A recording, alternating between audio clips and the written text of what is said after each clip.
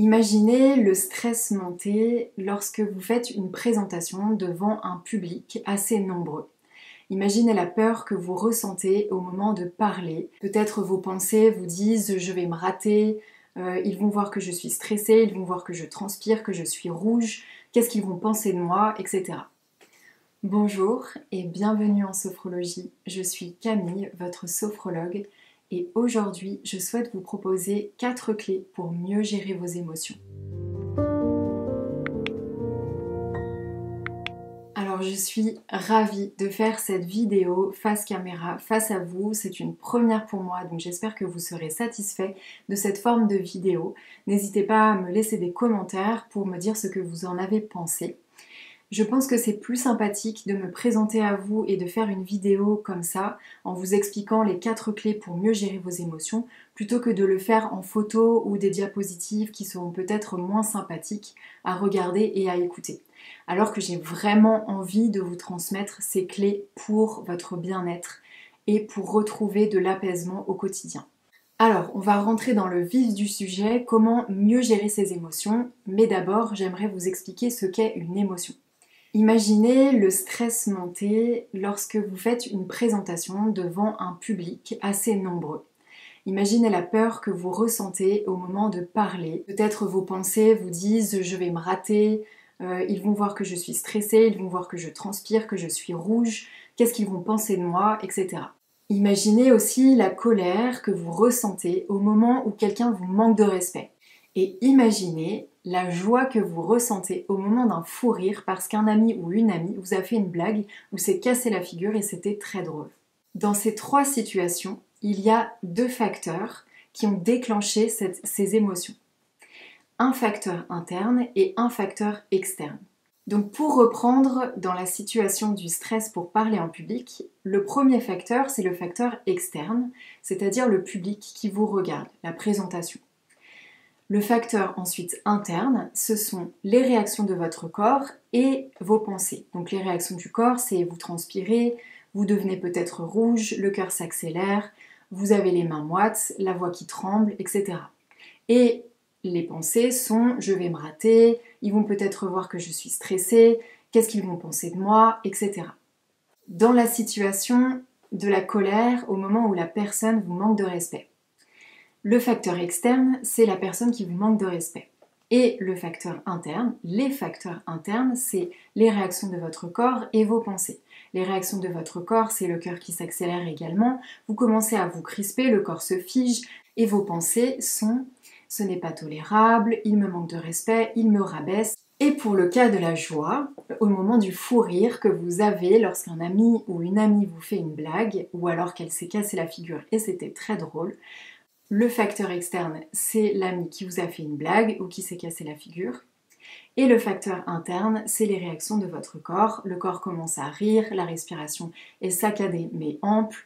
Vous commencez aussi à avoir de la chaleur dans le corps, votre visage sourit. Et vos pensées, c'est « il m'a fait rire, c'était drôle ». Donc vous l'aurez compris, une émotion est déclenchée par 2 facteurs. Le facteur externe, la situation ou l'environnement, et le facteur interne, le corps ou les pensées.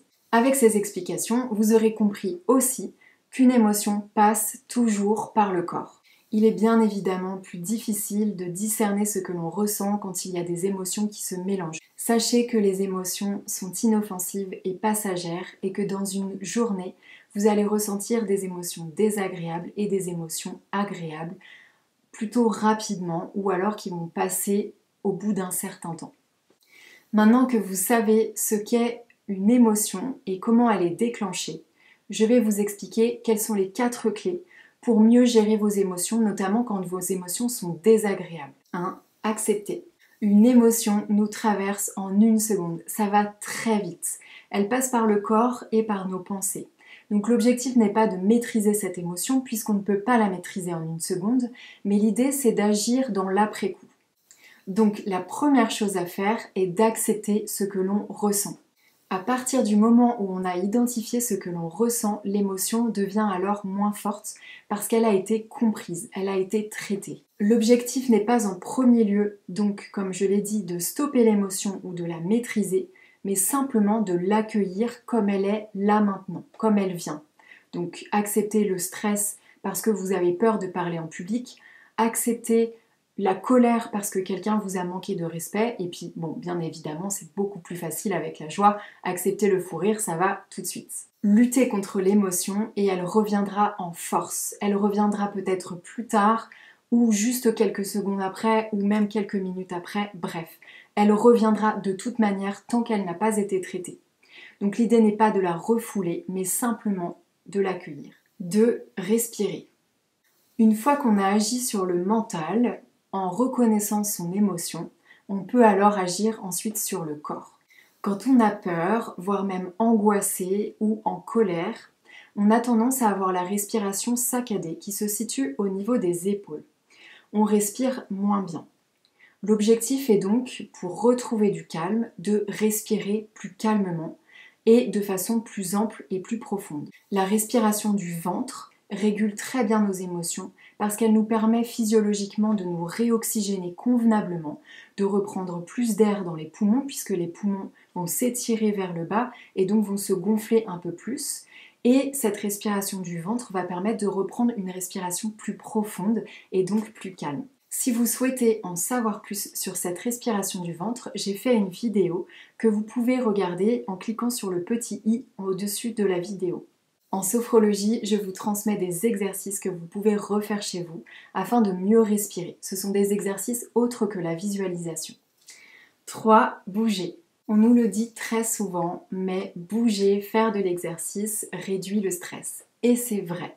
En bougeant, d'une part, vous détournez l'attention de votre cerveau afin qu'il se concentre sur autre chose et qu'il arrête de ruminer sur l'émotion désagréable. D'autre part, vous éliminez toutes les toxines du stress, de la contraction des muscles à cause de cette émotion qui est désagréable. Vous évacuez donc l'émotion. Dans l'exemple du fou rire, vous le faites sans réfléchir et sans problème. Votre cerveau est concentré à quelque chose d'agréable, ce fou rire, et vous riez immédiatement. Vous bougez donc le corps est en train de réagir et évacue l'émotion. Il y a même des moments où vous devez sortir de la pièce tellement vous avez un fou rire pour essayer de retrouver du calme.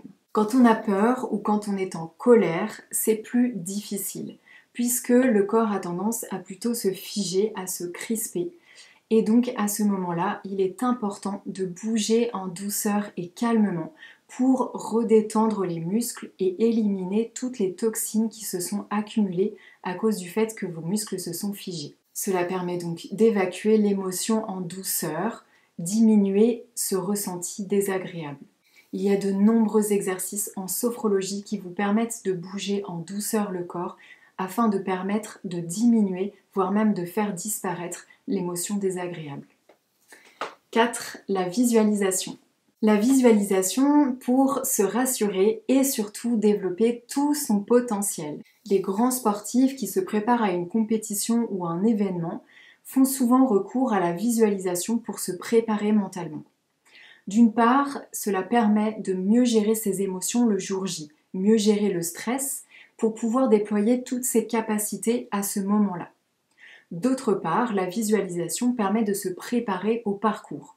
Il devient donc moins inconnu et cela est plus rassurant. Cela permet également de savoir comment agir le jour de la compétition en fonction de toutes les éventualités. Visualiser en amont une situation stressante comme devoir parler en public ou passer un entretien ou faire une représentation ou alors gérer une situation de crise permet donc de mieux gérer ses émotions et son comportement le jour J. Se préparer mentalement de façon positive permet également de moins appréhender le moment et de permettre d'accroître toute la force physique et mentale que vous avez en vous pour aller vers ce que vous souhaitez plus facilement. Donc pour résumer, vous avez compris, il est donc important de ne pas stopper ces émotions, ne pas essayer de les maîtriser ou de lutter contre elles. Il faut les accepter dans un premier temps, puis respirer, bouger un peu le corps en douceur et visualiser, ce qui permet de calmer le mental et de retrouver un peu plus d'apaisement dans le corps et dans la tête. La sophrologie est une technique qui combine tout cela, c'est-à-dire que dans une séance, vous allez faire des exercices où vous allez bouger le corps et apprendre à mieux respirer. Cela va vous permettre de détendre et de relâcher le corps, de permettre à ce que le mental commence à se calmer et de réoxygéner le corps convenablement.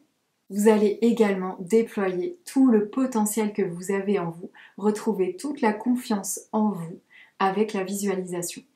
Si vous avez aimé cette vidéo et que vous souhaitez en savoir plus sur la sophrologie ou même découvrir un peu ce que c'est, vous pouvez me contacter par le biais d'Instagram et il y a d'autres moyens aussi de me contacter dans le bas de la description. Je reçois et j'accompagne en visio ou en cabinet pour toutes les personnes qui souhaitent améliorer leur quotidien, mais également se préparer mentalement à un événement ou encore gérer des phobies. Alors, avant de terminer cette vidéo, je voudrais remercier toutes les personnes qui me suivent depuis le début de ma chaîne, tous ceux qui regardent mes vidéos, toutes les personnes qui s'abonnent, qui commentent ou qui me contactent. Je voudrais vous remercier chaleureusement. Cela me fait très plaisir de savoir que grâce à ces vidéos, grâce à la sophrologie, vous retrouvez un peu plus d'apaisement et de sérénité ou tout simplement un peu de détente qui vous aura fait du bien. J'espère que cette vidéo vous aura été utile. N'hésitez pas à me faire des retours par le biais de YouTube dans les commentaires ou par le biais d'Instagram si vous le souhaitez pour me dire ce que vous avez pensé de cette vidéo. Peut-être avez-vous aussi d'autres choses à ajouter. Ça me fera très plaisir d'avoir tous ces retours. Et je vous dis à bientôt pour une prochaine vidéo.